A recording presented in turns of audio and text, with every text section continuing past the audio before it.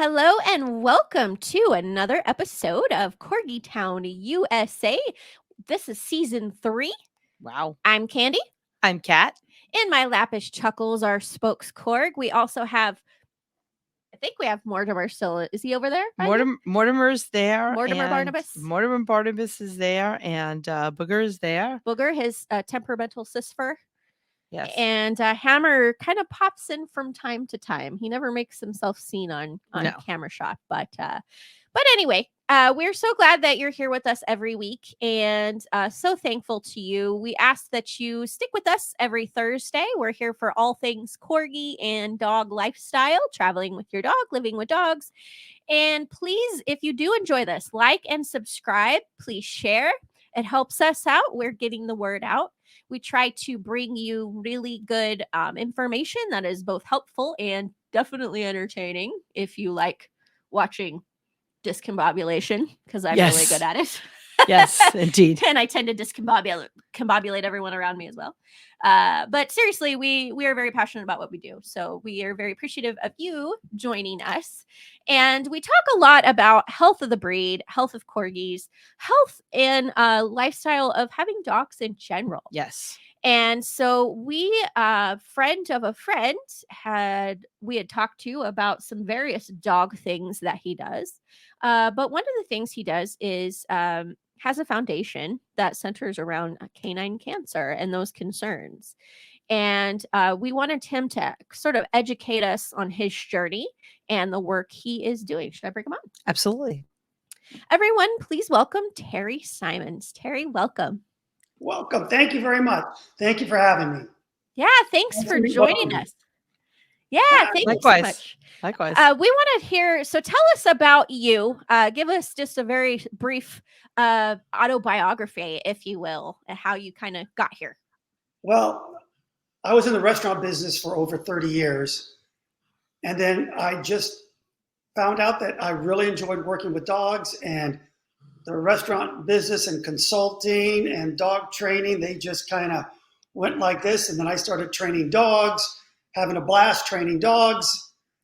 And then I kind of lost my heart and soul dog.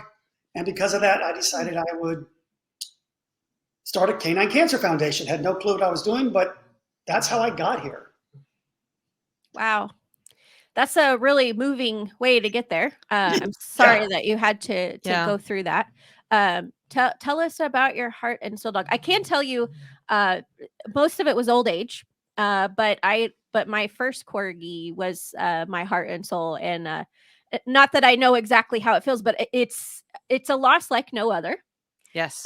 You think about it every day. It carries. Yeah, you do. You do. I mean, Reveille was that dog. She was a border collie, and it's quite funny because everybody who has a border collie, they go, oh well, they know how to play tug, they're smart, they want to be your best friend. She was none of that. That's funny. All she wanted to do was chase shadows and chase birds, and it was probably 2.5 years before I was sitting down and she kind of walked up to me and looked me in the eye, and I went, oh, you're my dog finally. And ever since that moment, we were inseparable. And we traveled all around Canada, the US, competing in dog agility and actually winning, which was always good. When traveling, it's always good to win. So I hear. So we were introduced by my fiance, and yeah, there's a lot of ribbons in the house from dog agility, and apparently it's wonderful to win. I don't know these things. I want to win. Everybody wants to win. Of course. But, then one day she just was breathing funny, and I thought maybe she had something up her nose or a foxtail or something like that. I took her in, and they called me a couple days later, on my birthday, mind you, to tell me my dog had cancer. Oh, gosh. Oh. So she was diagnosed with chronic lymphocytic leukemia and nasal lymphoma, which is quite rare. Of course, she would have something rare. And upon figuring this whole thing out and taking that first day of feeling very, very sorry for myself, Of Mm-hmm. course. I realized that I needed to be strong for her. So I promised I would never let her know she was sick, Yeah. and I would never let her have more than one bad day. Oh. And she lived a year and a week, and she had one bad day, and it scared the living bejesus out of me. Yeah. And the funny part about it is she couldn't breathe. She was having trouble. I thought this was it. I went out on our back patio at like 2 a.m. and I'm sitting out on the back patio because I didn't want to wake the wife up. And I'm out there and she kind of looks at me, and we had this big cabinet on the patio, and she'd look at the cabinet and then she'd look back at me. She'd look at the cabinet and she'd look at me, and I'm going like, you're crazy, right? So I open the cabinet up and I get a tennis ball, and she just perks up. And at 2 a.m., I turn all the lights on in the backyard and we're playing fetch. Oh, wow. I don't know how she felt like playing fetch was going to help her, but it seemed to have done the trick. Yeah. And then she told me a while later that it was time, and it was on December 1st that I let her go of 2012. Wow. I'm so sorry you had to say goodbye, and Yeah. I'm sorry that you Yeah, had it to say was- goodbye like that. Even though you know it's coming. Yeah. And I've had to talk. I've talked about this many times, and every time I keep getting better and I keep getting worse at the same time. Sure. So, Understood. ju- so, but yeah, but she was an incredible dog, and because of her and those emotions I had no clue what to do. So even before she was gone, I decided I would start a cancer foundation. Um, for those of you who are not over 40, probably won't understand this, but I thought starting a canine cancer foundation was going to be like, Mickey Rooney and Judy Garland getting together going, hey, Judy, let's put on a show. You need a new pair of shoes. It was going to be that easy. Right? No, Okay.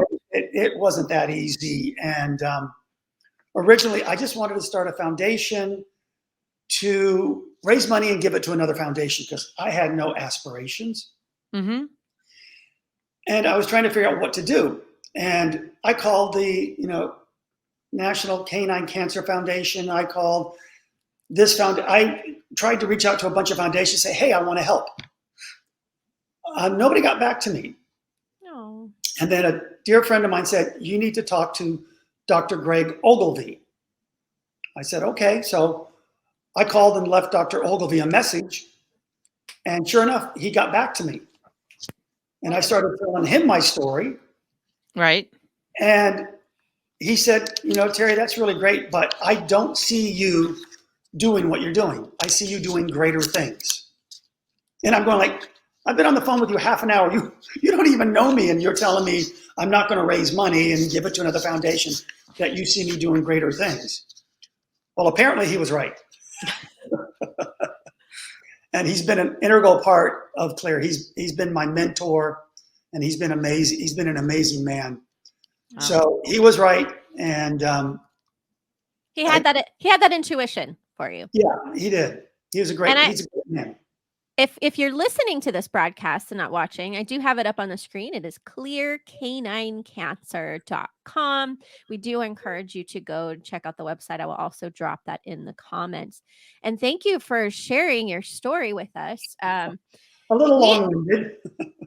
That's Not at all. okay. We are too. So, I mean, we're corgi people. So, we've had so a friend of ours is Jerry. She has her 3 crazy corgis on Instagram, but she had a corgi who had cancer, and they caught it in time, and now he's cancer free, which is great. But we talked to her a little bit about what to look for or things like that, and her advice was I don't want to say obvious advice, but what you would think in that if you see anything different that you're not used to seeing, you noticed with your dog, she was breathing funny. So you got her care as soon as you could. And her advice was, anything that seems like they're not themselves, that it's different, you need to pay attention to it and get it checked out.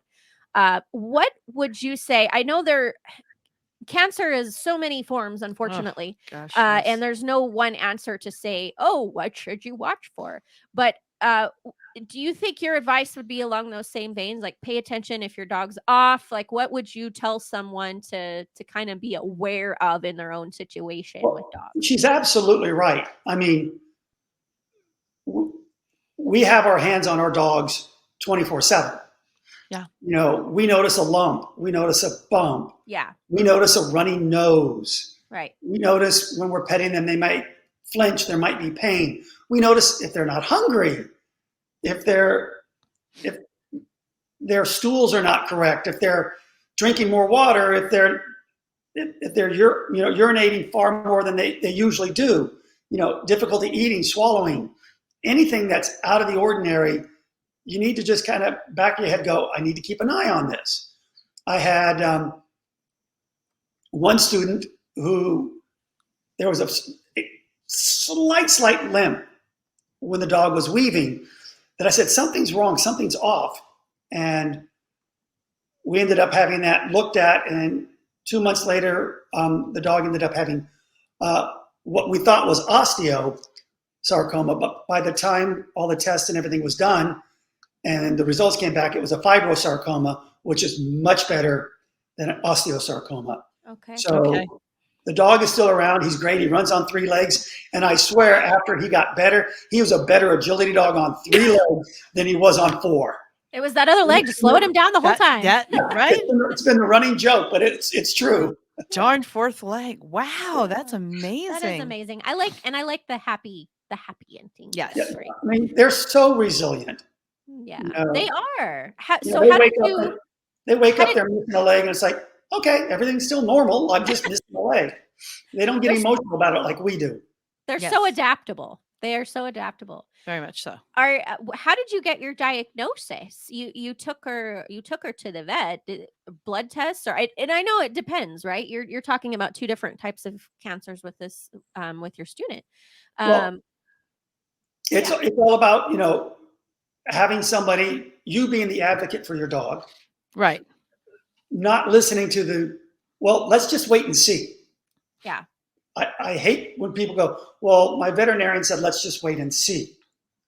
We need to be the advocate, which is why we have the education and awareness that we're doing, is because when your veterinarian says, well, let's wait and see, or, they don't refer you to a specialist. I mean, you need to be that advocate. You need to say, but I do want you to biopsy that. I do want you to aspirate that. Right. I do want you to tell me you're not sure what it is and I should go see a specialist. Okay. These are things I want to hear. And sometimes our veterinarians are so close to us that we don't think of those things. And I trust my veterinarian is my best friend.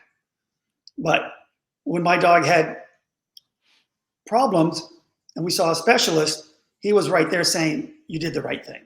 Yeah. Okay. You want to know that you've done the right thing. Yeah. So I know for myself, I'm a cancer survivor, so I have my mammogram every year, and I have all of my tests every year, and I have something called a CA-125, which is a blood test.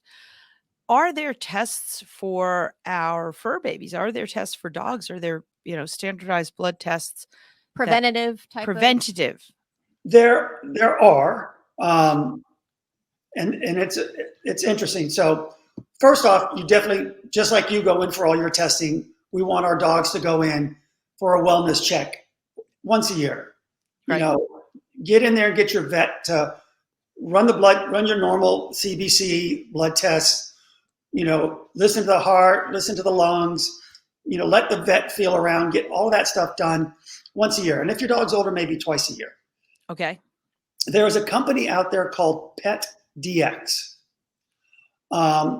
They have a blood test. It's a simple blood draw.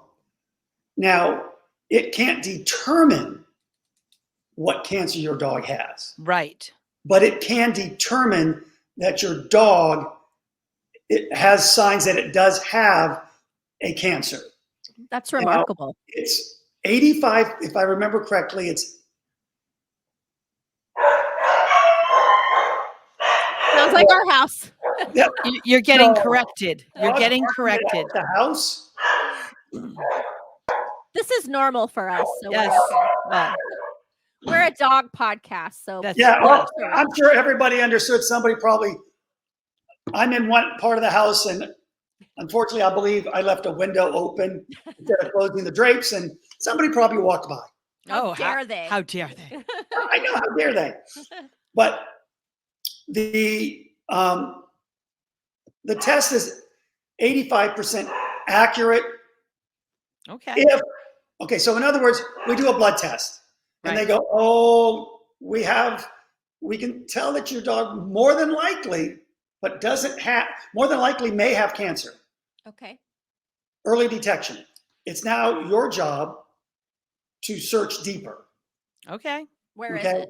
Yeah. And they are about 85% positive on the big three: osteo, hemangio, and lymphoma. Oh, so if those are your the dog has one of those cancers and you don't detect it, but you get this blood draw and they say something is telling us your dog has cancer, there's an 85% chance that that if your dog has one of those cancers, they've detected it. Does that make Wow. sense? Yeah. that does. They're not saying your dog has that cancer, but they're But- saying if your dog does have that cancer, there's an 85% chance that they've picked it up. So Okay. you need to get it. I'm trying to remember how much it is right now, but it's something, it's the beginning of learning that Right. we can take this. Now, there's a 1.5% false positive, Okay. if I'm not mistaken. I don't have the numbers in front of me. Sure, but there's something out there. I mean, it's the same with some of the tests that I take. It's, we've detected, I don't think they're called antibodies, but we've detected, and you should check out and let's look further. And It's that's a piece of the puzzle. it's a piece of the puzzle. It's a very early warning system piece of the puzzle. Yeah. So it's great. Clear is currently funding a project at Cornell for liquid biopsy for lymphoma. Oh, Wow. And it's simply, cell-free DNA and tumor DNA floats around, and it's a process of trying to find out what the biomarkers are. And we're funding this because if we can learn early that your dog has lymphoma, early detection, and we can get to things earlier, there's a much better chance of your dog living much longer. Right. We still don't have a cure, but Sure. and it's also can be used in relapse. If your dog's in remission, Okay. and we have these biomarkers through the cell-free DNA and tumor DNA, we can tell if that dog is starting to relapse, but not showing signs. All right. That's So amazing. it's a pretty cool thing. And everybody's starting to look for these liquid biopsies, which is what PetDX is doing, but they're doing it in a broad range versus one specific. And that came from they came from the human side. I'm so glad that you've educated us about this because I didn't know, and I'm sure our audience is excited. But I do want to kind of go back for a moment. You said something about the big three. Are those and you mentioned osteo and a couple of others? Are those the most common type of canine cancers? Is that why you called them big three? Just a little clarification. They're the big three because they are some of the most common. Mast cell and melanoma you could throw in there too. Okay. But osteo, hemangio, lymphoma highly treatable. Osteo, usually it's amputation, and hemangio is just they call it the silent killer for a reason. Yeah. Okay. Wow. So what would you tell someone who has just received a new diagnosis with their dog? What advice do you give them? The biggest advice is to take a deep breath. Yeah. Yeah. Honestly, I mean, especially if you're going in to see your oncologist and they're going to tell you about this cancer, I also tell them, make sure you have a second set of ears in there. Always. When you're in there and they're saying, they've already told you your dog has cancer, but now you're going to sit and they're going to talk to you about it. Yep. And it's going to go in one ear and right out the other. So always have a second set of ears. Write down all your questions, no matter how dumb you think they are, they're not. And understand that treatment and diagnostics have come a long way in the last 10 years. And there's far greater chance of your dog having a high quality of life much longer now. So take that deep breath, relax, see an oncologist. And when you do, have somebody go with you.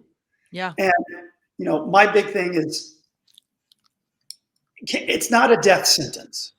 And people go, yes, but my dog is probably going to die of cancer. Yes, probably. But it's not a death sentence because we're all going to die at some time. We could walk out the door and get hit by a car. But we don't look like it's a death sentence. I say it's not a death sentence. 2 years, 2 weeks, 2 months, 2 years, it's not a death sentence. Don't let them know they're sick. Do everything you can to make them the happiest dog in the world.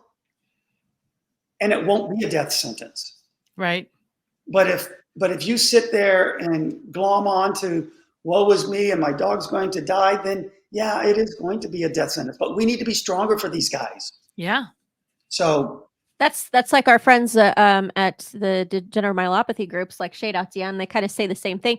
DM is not cancer, but it is a degenerative disease, and they kind of say the same thing. Keep your dog as happy and as comfortable. Give them a dog's life while you have them. The best exactly. you can is. Yeah, I agree. Well, tell us. I do dog agility. Yeah. And Revelie's last year was the career year of her life. Wow. She was competing up until 5 days before I let her go. And at the highest level, Canadian nationals, regionals, US nationals. It was amazing. That is awesome. I love that so much. We don't want to keep you all night. We do want to be mindful of your time, but I do want to ask you, can you tell us about these documentaries? Because you had mentioned to us off air about documentaries and how it ties into your foundation. So please educate us. Okay. Well, when I started the foundation, I had no clue what I was going to do. And then I had to come up with a name. So I got all cutesy and went, oh, how can I make, let's do Clear Canine Lymphoma Education, Awareness, and Research. And then that's when it struck me. It's about education and awareness first, because at the time when I started this, I heard a statistic, read a statistic that at that time, 50% of dog owners don't even know dogs get cancer. Now, how sad is that? 50%? At that time. Wow. I'm happy to say that there was a new survey and it's now up to 90%. Now, I'm sure this survey, I don't think it might be 90 because there are still, from what I deal with on a daily and weekly basis, there's still a lot of people that go, I don't believe my dog got cancer. I didn't know they could. But it's a lot higher that dog owners are understanding that their dogs get cancer and that there are actual oncologists for the dogs. Yeah. Yeah. That's key. As much as you love your veterinarian and everything else, cancer oncologist, because you wouldn't let your GP treat you for cancer, right? Nope. So that's the big thing. I got off track. So the documentaries. So education and awareness.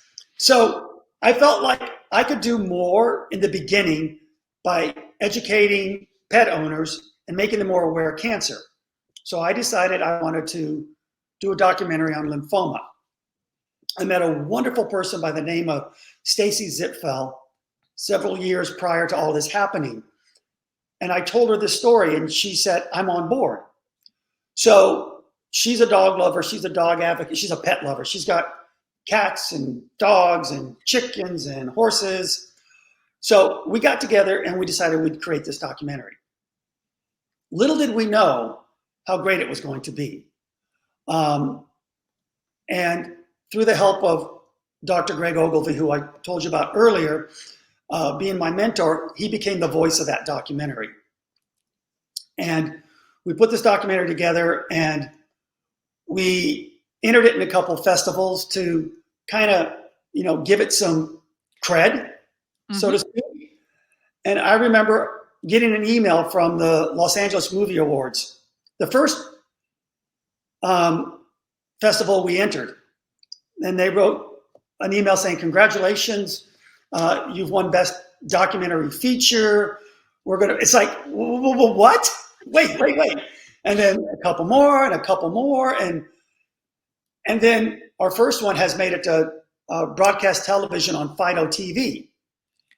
And the one thing I wanted to make sure of with all these documentaries was that people could have them for free. So they're on the website for free. We have one on lymphoma. We have one on osteosarcoma.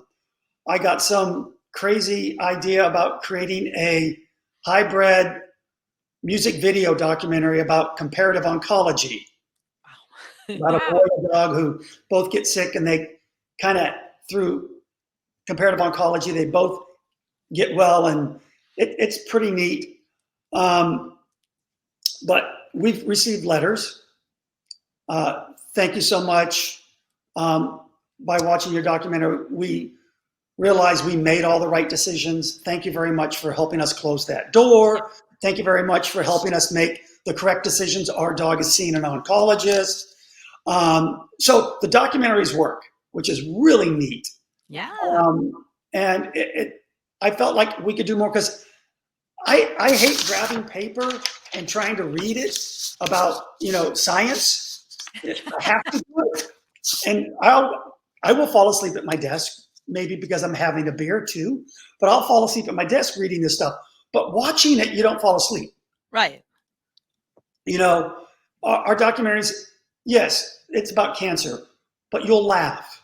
You will cry, but you'll learn as well. And Stacy is great at sneaking little things in that you don't even know you're learning. And then all of a sudden, sometime later, you go, oh, X, Y, and Z. And you go, where'd that? Oh, that documentary I saw. Wow. So it's pretty cool. Yeah, Those that's amazing. Yeah, those are up on the website. You can watch them anytime. Yeah. And I think you had touched a point near and dear to my heart, which is, we all have to go at some point, and then you look back on it and you say, did I do the right thing? Did I do the right thing? And just to have the documentary and to go through the steps and to say, okay, I did the right thing. That in and of itself, I know on a personal level, is just amazing. It's a gift. And thank you for giving that gift to so many people. Yeah, I agree. No, thank you. No, like I said, I felt we could do more by doing documentaries, because I wasn't that educated in following research and where to go, but because of the documentaries, we met an amazing doctor at Cornell named Dr. Christy Richards, who we kind of got involved with, and she helped us learn what to do. And some of her projects were still funding. Unfortunately, she passed away in 2019 of breast cancer. Oh, and the world lost an amazing person, unfortunately. But because of her, we learned where we should start putting our research, and we're still following her and what her research has been. So we still have several projects we're funding there at Cornell, and we're hoping to make strides and help with better treatments and maybe one day a cure. All right. What a wonderful legacy in her name. Yes. She's not here. Well, I want to remind everyone that you can go to clearcaninecancer.com. We encourage you to go over to that website. Again, it is on the screen if you're watching. If you're listening, I will drop this link down in the comments of the episode if you're listening on the web, as well as our YouTube episode. Thank you so much for sharing your story and telling us. One final thought. How can we help? Obviously, go to the website. The shout out, the awareness. Tell us how to help. Tell us. Well, the best way, of course, to help is is just go to the website and hit that donate button. Yes. But Yes. we're on Twitter, we're on Facebook, we're on Instagram. Share, follow, all that stuff always helps because it just, tell two friends, they tell two friends, and they tell two friends, and so on and so on. That old commercial about with VO. Yep. And that always helps, And if you're in the Los Angeles area, we have a fundraiser August 16th coming up at Hamburger Mary's. It's the number one drag queen bingo, and Excellent. it's going to be a fun night. It's on a Tuesday night, so not on a weekend. But if you're around, you'll learn about that on the website, Facebook. That's coming up. We're getting those plugs out soon. But Hamburger Mary on August 16th. It'll be a fun time. Sounds like fun. Yeah, I don't know. Maybe we'll try to see if we can get down there. We'll be in SoCal for Chucky's birthday. For August that weekend, so maybe we can get over. Yeah, it's too hot to do anything in Arizona in August, so we go to Southern California for the. It's a little cooler than here usually. Yes. But thank you so much, Terry. Again, please go to clearcaninecancer.com. Go to their socials, like and follow, donate if you can. This is amazing work they're doing, and Terry, thank you so much again. We really appreciate your contribution today. Thank you guys very much. It's a pleasure to be here. Thank you. Have a great night. Have a nice night, Terry. Bye. You guys too. If you ever want to revisit, I'm happy to. We'd love to. We shall. Thank you. You guys take care. You too. Bye. Bye. I'm so moved. I know. I was crying. I've never cried on any of the episodes. I was crying when Terry was talking about his baby. Yeah, I definitely got moved by that. Yeah. But we definitely recommend, clearcaninecancer.com. Please go. I mean, at the very least, donating, I know it's hard, but at the very least, like and follow their socials. They can definitely use the shout outs and the follow. And please like and subscribe to us if you enjoyed this or found it informative. We try to bring you good information here in Corgi Town, USA, a podcast for pets and their people. And we are here for you every Thursday, all things Corgi and dog life related. Candy, Cat, Chuckles in my lap, Booger and Mortimer in studio. Yes. There, I had to look for them. There they are. Mortimer was on his back just a minute ago. Yes, he was. He was love rolling, doing his love rolling. Yes. But we hope you have a great night, and we'll see you next week. Corgi Town, USA. Bye.